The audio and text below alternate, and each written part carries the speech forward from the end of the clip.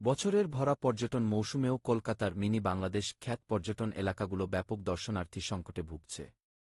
বর্তমান প্রেক্ষাপটে সেখানকার পর্যটন ব্যবসায় প্রাণ ফিরে পাবারও কোনো লক্ষণ দেখা যাচ্ছে না। রোববার ২৯ ডিসেম্বর টাইমস অব ইন্ডিয়ার এক প্রতিবেদনে বলা হয়, দুদেশের মধ্যে চলমান অস্থিরতায় বাংলাদেশি পর্যটকরা ভারত ভ্রমণ বাকর করে চলেছেন। ফলে কলকাতার আবাসিক হোটেলগুলো প্রায়ই খালি পড়ে থাকছে।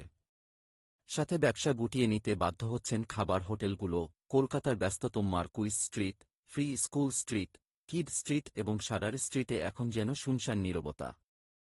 পর্যটক শূন্যতায় ভুগছে আশেপাশের অঞ্চলগুলিও।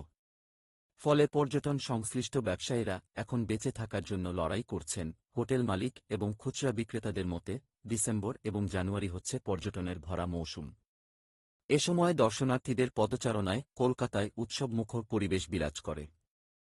বাংলাদেশে বছরের শেষের ছুটির কারণে প্রচুর সংখ্যক পর্যটক ঘুরতে আসেন। ফ্রি স্কুল স্ট্রিট ট্রেডার্স অ্যাসোসিয়েশনের সাধারণ সম্পাদক হায়দার আলী খান বলেন, পিক সিজনে হোটেলগুলি সাধারণত পূর্ণ থাকে এবং খাবারের দোকানগুলিতেও জায়গা পাওয়া কঠিন।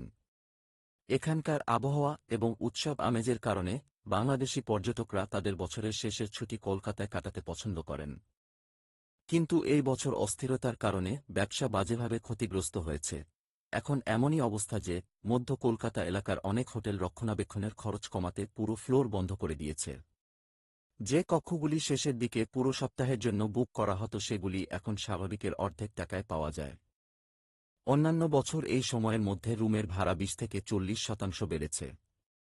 কিন্তু এখন সেগুলির ভাড়া ব্যাপকভাবে কমে গেছে। কথাগুলি বলছিলেন সবুজ তালুকদার নামে একজন হোটেল রিসেপশনিস্ট।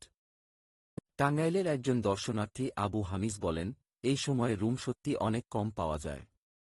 মির্জা গালিব স্ট্রিটে যে ঘরটি আমি গত বছর প্রতিদিন ২,০০০ রুপিতে ভাড়া নিয়েছিলাম, এখন তার ভাড়া ৮০০ টাকা। বাংলাদেশি পর্যটকদের অনুপস্থিতি স্থানীয় খুচরা এবং খাদ্য শিল্পের উপরও প্রভাব ফেলেছে। Free School street traders association ৫ শতাধিক হোটেল মালিক ও স্থানীয় ব্যবসায়ীদের প্রতিনিধিত্ব করে।